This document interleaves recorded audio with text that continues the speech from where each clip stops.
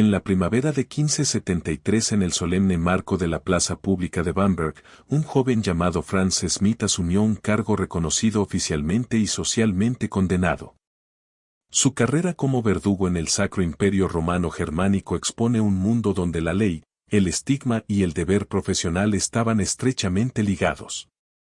Los métodos de ejecución, las tradiciones judiciales y los sistemas de pena capital de la época reflejaban una sociedad donde la muerte funcionaba como una política más que como un mero espectáculo. De aprendiz a maestro, el ascenso de Smith en Bamberg. La espada se alzó con el sol matutino sobre Bamberg. El 1 de mayo de 1573, la plaza de la ciudad bullía con una mezcla de temor y curiosidad. Un joven de 19 años estaba en el centro, con la espada reluciendo en sus manos. Su nombre era Franz Smith. No estaba allí como espectador, ni como uno más de la multitud que lo abucheaba, sino como el hombre elegido para impartir justicia. Ante él se arrodillaba un ladrón tembloroso, atado y condenado. Las rodillas del niño se hundían en la tierra mientras el sacerdote murmuraba oraciones apresuradas. Todas las miradas se volvieron hacia Smith, algunas ávidas de espectáculo, otras llenas de asco. Este no era un debut cualquiera. Para Smith, fue un momento impregnado de siglos de estigma, leyes imperiales y destino familiar. Con un solo golpe descendente, su espada acabó con la vida de un hombre e inició una carrera que duraría 45 años. Franz Smith no había elegido este destino, lo había innato. Su padre, Heinrich Smith, fue leñador, una vida honesta, aunque modesta, pero en la enmarañada política del Sacro Imperio Romano Germánico, la supervivencia a veces implicaba decisiones imposibles. Heinrich había sido reclutado a la fuerza para el cargo de verdugo por el margrave de Brandeburgo-Ansbach. No era un honor, ni siquiera una oferta de trabajo, era una orden. Rechazarlo habría significado la ruina o algo peor. Ese único giro del destino marcó a la familia Smith para siempre. Desde entonces, el apellido Smith llevó una letra escarlata invisible. Los verdugos eran figuras paradójicas, esenciales para mantener el orden, pero despreciados como parias. Los ciudadanos dependían de ellos para el castigo y la disuasión, pero no compartían con ellos una comida, un banco en la iglesia ni un lugar en el gremio. Las familias de verdugos vivían al margen de la sociedad, a menudo excluidas de los oficios respetables. Sus hijos heredaban no solo su nombre, sino también su vergüenza. Franz Smith creció bajo esa sombra. Donde otros niños soñaban con ser comerciantes, soldados o sacerdotes, sus opciones eran brutalmente limitadas. Y, sin embargo, en lugar de huir, Franz decidió aceptar su destino, decidido no solo a vivir con la deshonra, sino a dominarla. Bajo la estricta instrucción de su padre en la ciudad de Hof, Franz se convirtió en aprendiz de una profesión que pocos se atrevían a reconocer. Su currículo era único. Aprendió el arte de la estrangulación, delicado a su manera aterradora. Estudió la decapitación con espada, que exigía no solo fuerza, sino también precisión, pues un golpe fallido invitaba a la humillación y la ira pública. Practicaba los rituales de humillación pública, marcas, azotes, cepos, usando animales como perros como práctica. Descubrió que la ejecución no era solo fuerza bruta, era coreografía. Cada movimiento debía ser eficiente, cada golpe limpio, cada castigo ejecutado con una extraña mezcla de teatro y burocracia. El pueblo podía rechazarlo en el mercado, pero cuando subía al cadalso, era la mano justiciera del imperio. Aún así, su peso era inmenso. Cada lección reforzaba la cruda realidad, el exilio de su familia era permanente.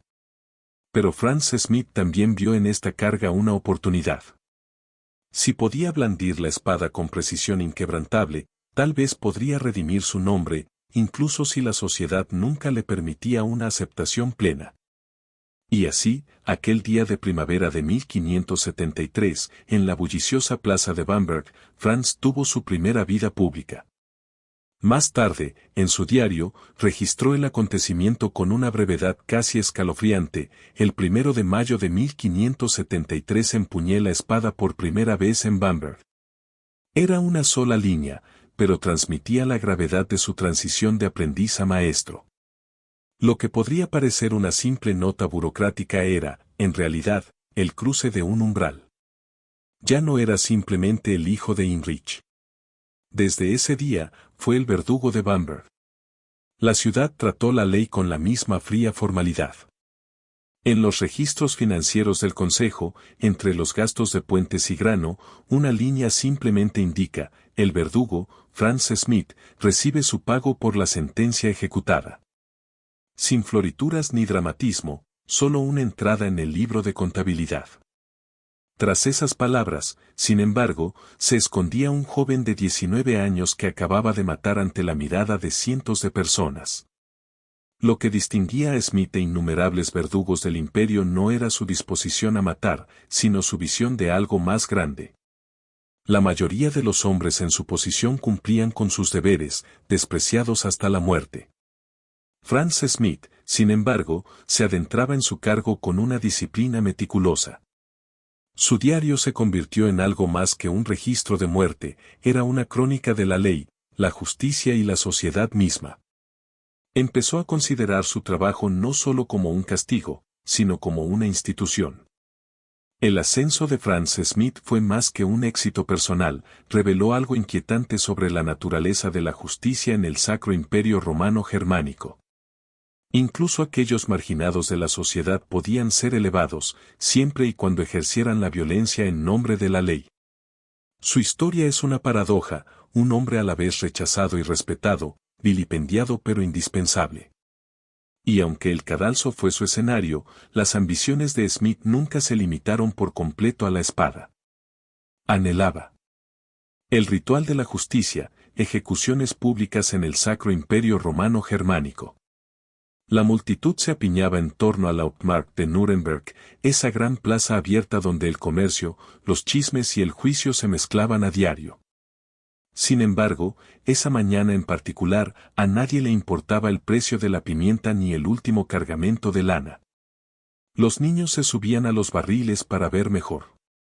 Los comerciantes se aferraban a sus delantales y los ciudadanos estiraban el cuello para ver por encima de la multitud. En el centro de la plataforma, tranquilo y sereno con su oscura vestimenta oficial, se encontraba Franz Schmidt. A su lado, un asesino convicto se arrodillaba, con las manos atadas y el rostro vuelto hacia el bloque. El silencio era denso, la anticipación y el temor se mezclaban en uno. Entonces Schmidt levantó su espada. Un arco descendente impecable, rápido y seguro. Un golpe, y la cabeza del hombre rodó. Sin pestañear, sin titubear. La justicia, tal como la entendía el imperio, se había hecho. Esta escena no era una anomalía, sino un ritual repetido a lo largo de décadas. Cada ejecución de Schmidt era una ejecución de la ley, un acto profundamente simbólico, moldeado por códigos imperiales, costumbres locales y siglos de peso cultural. Para los ayuntamientos que lo contrataron, Schmidt no era un fantasma, era un funcionario público. Un funcionario necesario cuyo trabajo mantenía el orden con la misma seguridad que la guardia municipal o el recaudador de impuestos. El cadalso era su oficio, la espada, su pluma. De todas sus herramientas, la espada era la firma de Schmidt. Estaba reservada para aquellos criminales considerados dignos de una buena muerte, generalmente hombres de alto rango condenados por delitos como asesinato o traición. La horca era para los ladrones, la rueda para los brutales, pero la espada permitía al condenado encontrar su fin con cierta dignidad intacta. El diario de Schmidt, que mantuvo con una precisión casi obsesiva, registra cientos de muertes similares.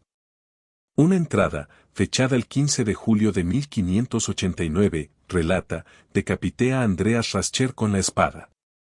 Había asesinado a un hombre en el camino a Wurzburgo, una sola línea, seca, clínica, sin descripciones extensas ni florituras. Pero detrás de esas palabras se escondía toda una actuación, los murmullos de la multitud, los últimos momentos del condenado y la calma inquebrantable de Schmidt al asestar el golpe. Decapitar era engañosamente difícil. Un golpe significaba justicia, vergüenza. Una ejecución fallida podía provocar disturbios o, como mínimo, una humillación de por vida para el verdugo. Smith nunca fallaba. Su precisión se volvió legendaria. La gente sabía que si Frances Smith se paraba en el cadalso, la hoja caería bien. Sin embargo, no todas las muertes eran dignas. El ahorcamiento seguía siendo la forma más común de ejecución para ladrones, bandidos y personas consideradas de menor nivel social. Era público, accesible y sencillo. Sin embargo, incluso en este caso existía un ritual, la procesión a la horca, la lectura de la sentencia, las últimas palabras del condenado. La cuerda era rudimentaria comparada con la espada. La muerte no llegaba en un instante, sino por asfixia, a menudo un espectáculo largo y agonizante. Para la multitud, era a la vez castigo y teatro, un recordatorio de lo que les esperaba a quienes se desviaban demasiado de la ley. Sin embargo, algunos castigos no solo tenían como objetivo matar, sino también aterrorizar. El 3 de abril de 1587, Smith ejecutó a un asesino en serie en la rueda destrozadora, una de las torturas más infames de Europa. La rueda no estaba diseñada para la eficiencia, sino para la degradación. El condenado era atado a una rueda de carreta, con las extremidades abiertas. Uno a uno, la masa de hierro del verdugo le destrozaba brazos y piernas, a menudo mientras la víctima permanecía consciente. A veces, el cuerpo destrozado quedaba expuesto, un sombrío recordatorio de una justicia que se prolongaba durante días. Smith registró esos momentos con su característica brevedad, pero el horror habría sido inconfundible para cualquier testigo. La rueda estaba reservada para los peores infractores, asesinos, traidores, blasfemos. Era la justicia como disuasión, magnificada por el dolor. El género condicionaba la ejecución tanto como el crimen. A las mujeres condenadas por infanticidio les aguardaba un castigo antiguo específico, empuje de saco al condenado lo metían en un saco, a veces con algún animal, perros, gatos o incluso un gallo. Y lo ahogaban en el río. El diario de Smith registra estos sucesos con una naturalidad escalofriante. Estos ahogamientos no siempre eran públicos como un ahorcamiento o una decapitación, pero eran presenciados por funcionarios y, a veces, también por ciudadanos. El simbolismo era claro, las aguas purificaban a la sociedad de una ofensa atroz. En un mundo donde la maternidad era sagrada, matar a un hijo era un crimen que exigía un castigo tan perturbador como el acto mismo. Y luego estaba el fuego. Quemar vivo era uno de los castigos más raros que Smith ejecutaba, pero su simbolismo era quizás el más fuerte, reservado para envenenadores, herejes y brujas. El fuego no era solo ejecución, sino purificación. El cuerpo del condenado era consumido por las llamas mientras la multitud presenciaba, silenciosa y atónita. A diferencia de la espada, la llama no era misericordiosa. Era lenta, prolongada, devastadora. Sin embargo, en la lógica del imperio, este era el objetivo. La sociedad necesitaba no solo matar al culpable, sino borrar la mancha de su crimen mediante el fuego. Se trataba menos del fin del individuo y más de la purificación colectiva. A pesar de la brutalidad, la obra de Smith no era sadismo. No había jolgorio ni venganza personal. Sus acciones eran solemnes, deliberadas y siempre bajo la estricta autoridad de la ley. Las ejecuciones eran públicas porque debían ser comprendidas. Un hombre destrozado en la rueda no era solo un criminal castigado, era un mensaje. Un ladrón colgado de la horca era una advertencia. Un golpe limpio de espada era la garantía de que la justicia, aunque severa, era ordenada y precisa. De esta manera, las ejecuciones eran arte de gobernar. Eran la forma en que el imperio afirmaba su control, haciendo visible la justicia y uniendo a las comunidades mediante el testimonio compartido del crimen y el castigo. El cadalso era un escenario, la multitud su público y Smith el actor que jamás se salía del personaje. Su reputación se extendió más allá de Nuremberg y sus servicios eran solicitados en toda Franconia. A pesar de todo, la sociedad rechazaba a su familia. En el cadalso, era indispensable. La gente podía escupirle en la calle, pero cuando la justicia llamaba, querían a Franz Smith al mando. Su espada era firme, sus registros meticulosos, su sentido del deber inquebrantable.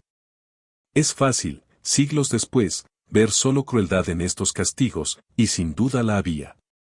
Franz Smith no era un simple asesino. Era el instrumento mediante el cual la sociedad promulgaba sus valores, temores y autoridad. Formaba parte de la vida cívica tanto como los consejeros que le pagaban o los sacerdotes que rezaban por los condenados.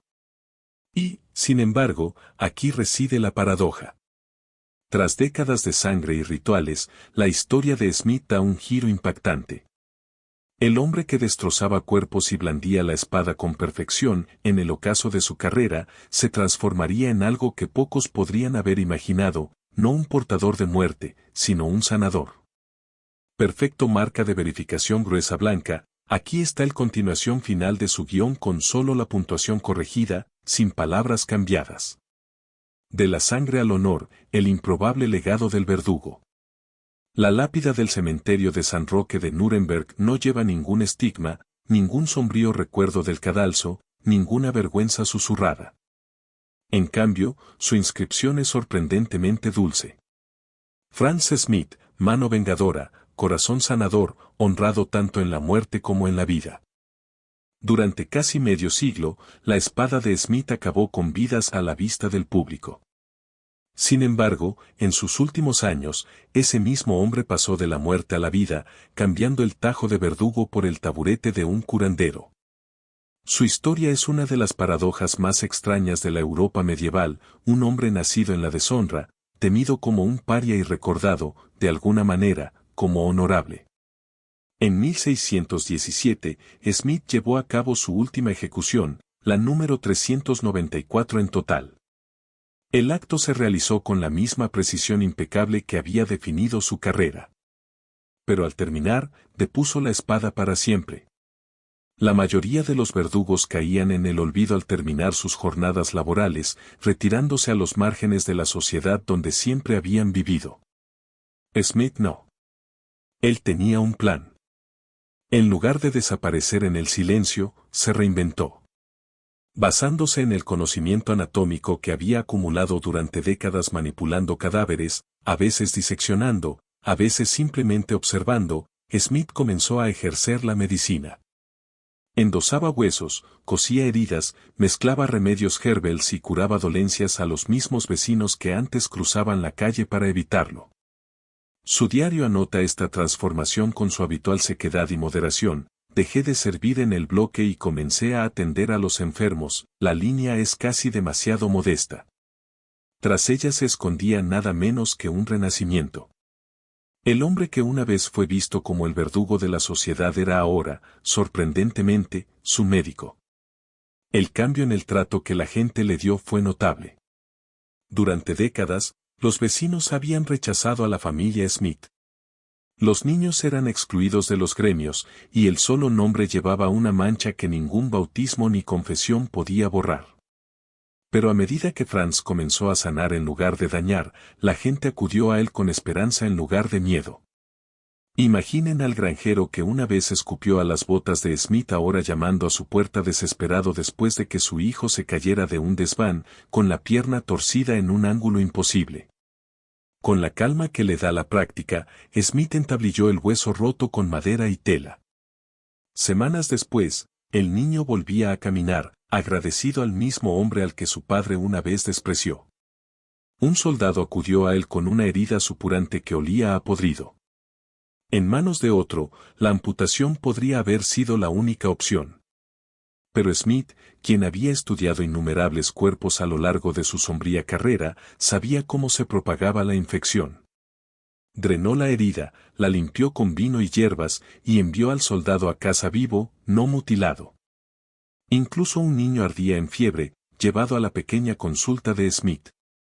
La familia se había resignado a la muerte, pero los remedios de Smith calmaron la fiebre, salvando una vida que ninguna espada habría podido tocar. Estas historias no son fantasías, sino los momentos humanos y serenos que se insinúan en sus notas médicas. Cada paciente que curó fue una pequeña redención, otra capa de distancia de la horca y el cadalso. Esta transformación no pasó desapercibida. En 1624, ocurrió un acontecimiento extraordinario. El emperador Fernando II emitió un decreto declarando a Franz Metternich honorable. No era poca cosa. Los verdugos de toda Europa vivían permanentemente marcados como deshonrosos, independientemente de su lealtad o servicio. La mancha era hereditaria, se transmitía a hijos y nietos. Liberarse de ella era casi inaudito. El decreto del emperador levantó explícitamente el exilio social y legal de Smith. Recuperó su plena condición de ciudadano, dejando de estar atrapado en los márgenes de la sociedad. Fue el reconocimiento definitivo del imperio, una extraña forma de justicia poética. Tras décadas de ejecutar sus órdenes más brutales, Smith fue finalmente recompensado con la dignidad que le había sido negada desde su nacimiento. El legado de Franz Smith no es sencillo ni cómodo. Su diario equilibra dos mundos, un registro de sangre y un registro de sanación. En una página, un golpe limpio de espada trae la muerte, en otra, una venda cuidadosamente aplicada trae vida. Vivió en la frontera entre la violencia y el cuidado, el miedo y el respeto, el deshonor y el honor. Para comprender lo inusual de esto, hay que recordar lo que representaban los verdugos en la Europa moderna temprana. No solo eran la mano de la justicia, sino también los administradores de todo lo considerado impuro o marginal.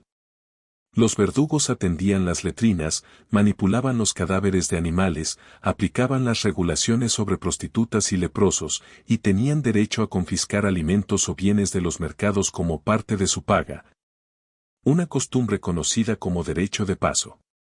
Los historiadores los describen como soberanos del inframundo, patrullando los márgenes de la sociedad, interactuando con quienes vivían al margen de la respetabilidad. Eran a la vez temidos y necesarios, despreciados y tolerados. Que una figura así no solo escapara del deshonor, sino que fuera celebrada, era extraordinario. La última década de Smith no estuvo marcada por la horca ni la espada, sino por la paciencia y los remedios. Se convirtió, a su manera discreta, en un miembro respetado de la sociedad de Nuremberg. Su hogar, antaño un lugar de terror, se convirtió en un lugar de confianza. En 1634, a los 80 años, murió no como el hijo paria de un leñador reticente convertido en verdugo, sino como un ciudadano respetado cuya lápida albergaba honor en lugar de vergüenza. Su lugar de descanso en el cementerio de San Roque sigue siendo un testimonio de su paradójica trayectoria, de la sangre al honor, del exilio a la aceptación. Lo que hace que la historia de Smith sea tan conmovedora no es solo la brutalidad de su obra ni la rareza de su indulto, sino las preguntas que su vida nos plantea. ¿Puede un hombre cuya carrera se basó en acabar con vidas ser recordado por salvarlas? ¿Podrá la sociedad honrar verdaderamente a quienes una vez expulsó? ¿O la redención es siempre condicional, siempre teñida del pasado? Su lápida ofrece al menos una respuesta, la de una ciudad que decidió recordarlo como algo más que su espada. Pero la historia de Smith no fue el final de la historia del verdugo. Otros siguieron su sombra, algunos aferrándose a la deshonra, otros forjando sus propios y extraños legados. El hilo de los verdugos. Cuando Franz Smith depuso la espada, dejó tras de sí algo más que el recuerdo de su pulso firme y su sorprendente segunda vida como sanador. También dejó tras de sí una verdad incómoda: el oficio de verdugo no murió con él. Era demasiado necesario, demasiado institucionalizado y demasiado arraigado en el tejido social de la Europa moderna temprana. Otros empuñaban la espada, a veces de buena gana, a menudo de mala gana. Al hacerlo, transmitían tanto el estigma como la extraña autoridad que conllevaba la profesión. Uno de los aspectos más notables de la ejecución como profesión era su persistencia como profesión hereditaria, no porque la ley lo exigiera. Oficialmente, el trabajo no era hereditario, pero el estigma lo obligaba a hacerlo. Una vez que la familia quedaba marcada, casi no había escapatoria.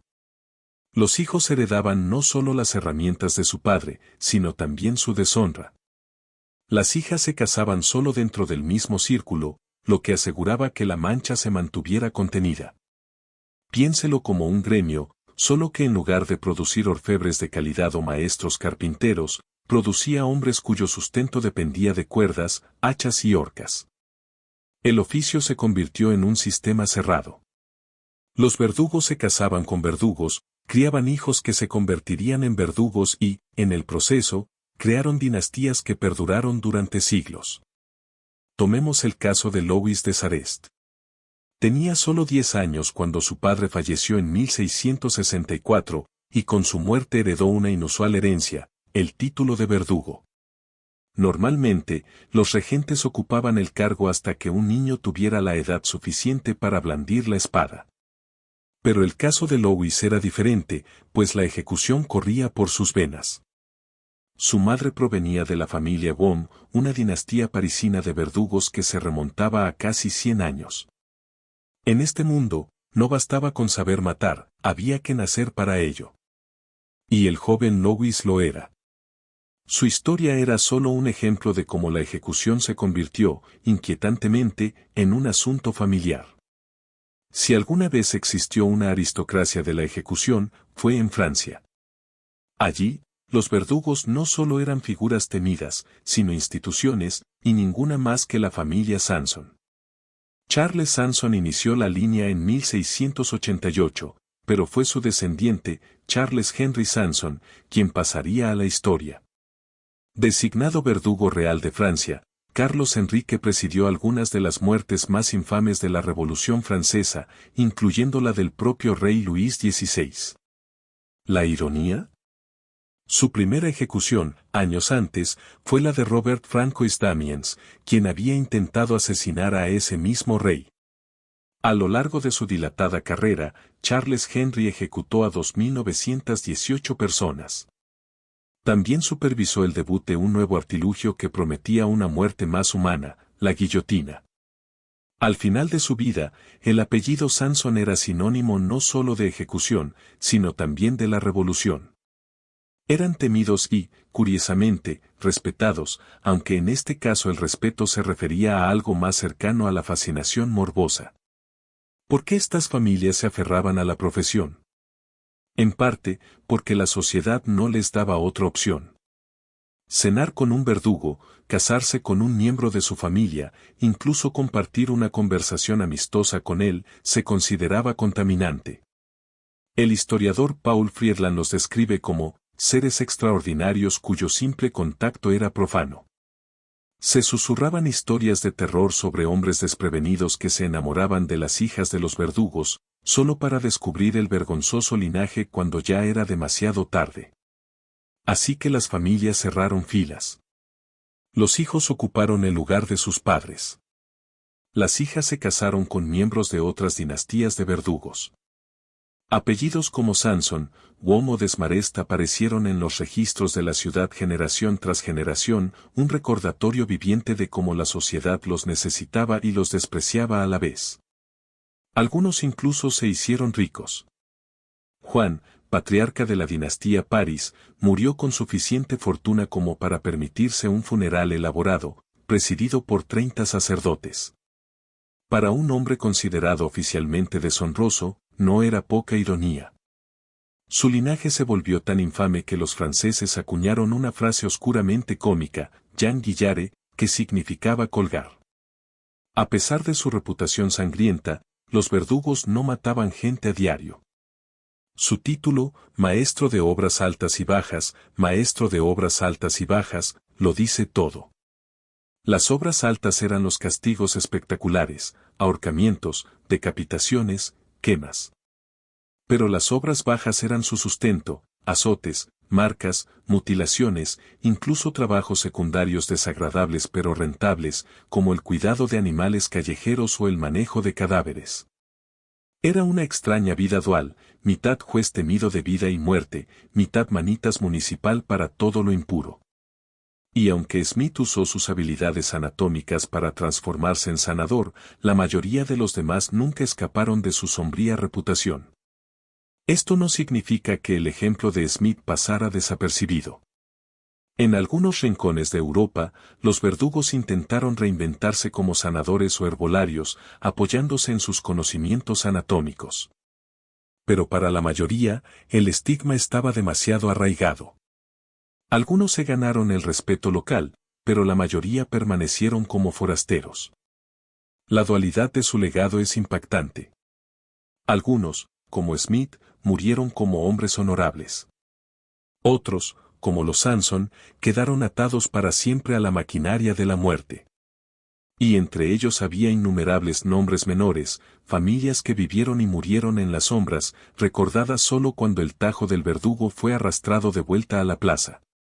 El teatro del dolor y la muerte lenta de la ejecución en el imperio. Antes de que Francis Smith alzara la espada, la ejecución ya tenía una larga y enmarañada historia en el Sacro Imperio Romano Germánico. El castigo nunca se limitó a crímenes y consecuencias, se trataba de orden, fe y espectáculo. Para entender el mundo de Smith, debemos retroceder varios siglos y ver cómo la disciplina romana, la costumbre germánica y el derecho medieval se fusionaron en un sistema en el que la justicia debía ser vista tanto como debía ser administrada. Roma había marcado la pauta siglos antes. Para los romanos, la ejecución era una herramienta de poder. Las crucifixiones adornaban los caminos como macabros recordatorios de la autoridad del Estado, y las muertes de gladiadores difuminaban la línea entre castigo y entretenimiento. Cuando el imperio se derrumbó, las tribus germánicas heredaron algunas de esas tradiciones, pero añadieron las suyas propias. Los primeros códigos legales germánicos enfatizaban el principio de sangre por sangre. El asesinato no era solo un delito contra el Estado, sino una ruptura en el tejido familiar que debía repararse, a menudo con violencia. Para la Edad Media, estos dos legados se fusionaron. La plaza pública sustituyó al anfiteatro romano, pero la lección fue la misma: la autoridad es real y tiene el poder de acabar contigo. En el siglo XVI, la justicia ya no dependía exclusivamente de la costumbre. El emperador Carlos V promulgó la Constitución Penal de Carolina en 1532. Mejor conocido simplemente como el Código de Carolina, fue uno de los primeros intentos de establecer un marco jurídico unificado para el mosaico de ciudades y principados del imperio. El código establecía con minucioso detalle qué delitos ameritaban qué castigos. El robo podía implicar la marca o la flagelación, el asesinato, en cambio, podía acarrear la rueda, la brujería, las hogueras. Los ayuntamientos tenían la última palabra en cuanto a las sentencias y empleaban verdugos como Smith para ejecutar la ley al pie de la letra. El proceso puede parecer bárbaro hoy, pero para sus contemporáneos era burocracia en acción, con papeleo, sellos y aprobaciones formales. La pena capital era la joya de la corona de la justicia medieval, pero distaba mucho de ser la única opción. Para delitos menores, las autoridades recurrían a las mutilaciones corporales y la humillación pública. Un ladrón podía perder una oreja o llevar la marca de un hierro candente en la mejilla. Un estafador podía ser azotado en el mercado, su humillación debía doler tanto como los latigazos. Marcar y azotar no solo buscaba infligir dolor, sino transmitir un mensaje. El cuerpo se convertía en una valla publicitaria que anunciaba el crimen, una advertencia viviente para los demás. La lógica era simple: si todos vieran el castigo, tal vez menos personas se sentirían tentadas a salirse de la línea. Por supuesto, para los grandes crímenes, asesinato, traición, blasfemia, el Estado exigía sangre y tenía un repertorio para elegir.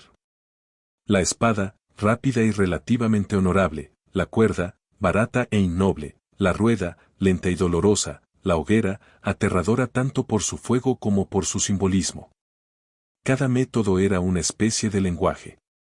Una decapitación podía sugerir que, incluso en la muerte, el criminal conservaba un atisbo de dignidad. La rueda, en cambio, prometía aniquilación, tanto en cuerpo como en alma. En cierto modo, el tipo de ejecución decía tanto sobre los valores de la sociedad como sobre el delito del criminal. En la mentalidad medieval, el castigo no se limitaba a la ley terrenal, sino que se trataba de la salvación. La ejecución se consideraba una oportunidad para que los condenados purgaran sus pecados antes de encontrarse con Dios. Los sacerdotes solían estar de pie junto al cadalso, instando a las confesiones y oraciones finales. Las llamas de una pira no eran solo destrucción, eran fuego purificador, que consumía la corrupción para que el alma, en teoría, pudiera afrontar la eternidad purificada. Este marco religioso era crucial.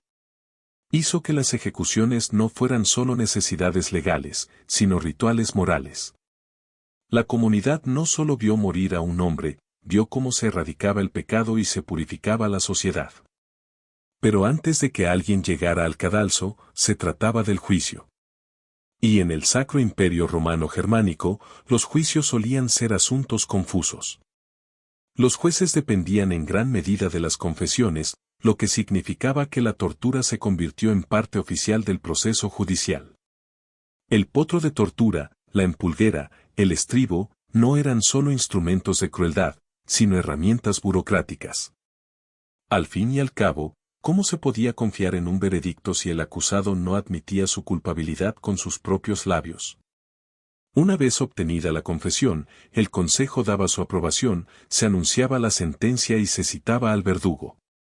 Desde fuera, todo parecía un mecanismo de relojería, una máquina sombría pero ordenada, diseñada para mantener el equilibrio de la sociedad. En esencia, el castigo en el imperio era teatro. Y, sin embargo, como en cualquier teatro, el guión no sería el mismo para siempre. Durante siglos, la rueda, la hoguera y la espada definieron la justicia en Europa. Pero las tradiciones, por muy arraigadas que estén, acaban cambiando. La muerte lenta de la ejecución en el imperio. Durante siglos, el cadalso fue un elemento fijo de la vida cotidiana en Europa. Las ruedas astillaban huesos, las cuerdas partían cuellos y el fuego consumía a los condenados ante una multitud vigilante. Pero la pena de muerte, tal como la conocía el Sacro Imperio Romano Germánico, no desapareció de un plumazo. Se desintegró lentamente, impulsada por la filosofía, la revolución y, finalmente, la burocracia. Cuando el imperio se disolvió en 1806, la rueda y la estaca ya se estaban desvaneciendo y convirtiendo en reliquias de otra época. La rueda destrozadora, antaño el castigo más temido del imperio, fue la primera en desaparecer. Diseñada para prolongar el sufrimiento, convertía la ejecución en horas de agonía. Pero a medida que las ideas sobre la justicia cambiaban, incluso los gobernantes comenzaron a avergonzarse ante el espectáculo.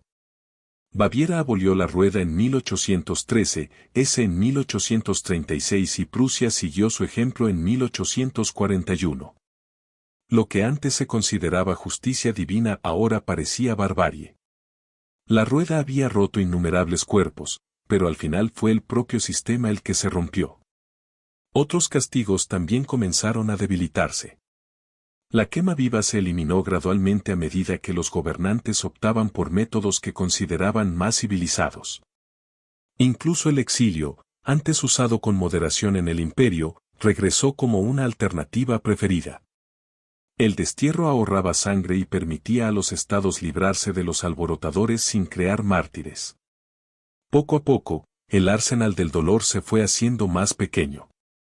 El verdadero impacto en el sistema no provino de los gobernantes, sino de los pensadores. La Ilustración destrozó siglos de tradición con la razón como arma.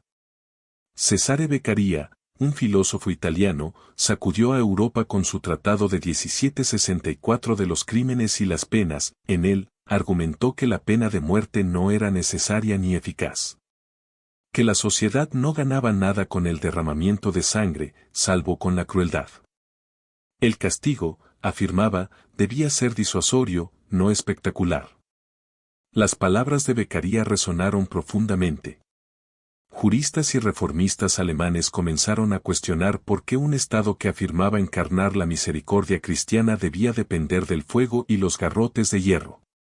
El fundamento mismo del cadalso, que la justicia debía ser visible, violenta y purificadora, estaba siendo cuestionado. Y una vez que esas ideas se arraigaron, no hubo vuelta atrás. Luego llegó la Revolución Francesa, un terremoto político que sacudió todos los tronos de Europa. La Francia revolucionaria abolió la tortura, agilizó los juicios y declaró la igualdad ante la ley. Adiós a la rueda, llegó la guillotina, todavía sangrienta, pero rápida y uniforme. Fue una democracia brutal. Todos, nobles o plebeyos, perdieron la cabeza de la misma manera. Al otro lado del Rin, los gobernantes alemanes tomaron nota.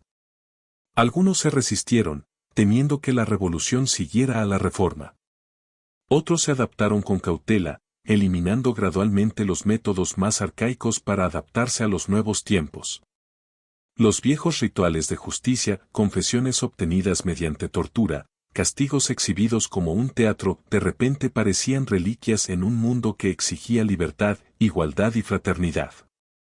Cuando Napoleón marchó por Europa, trajo más que soldados.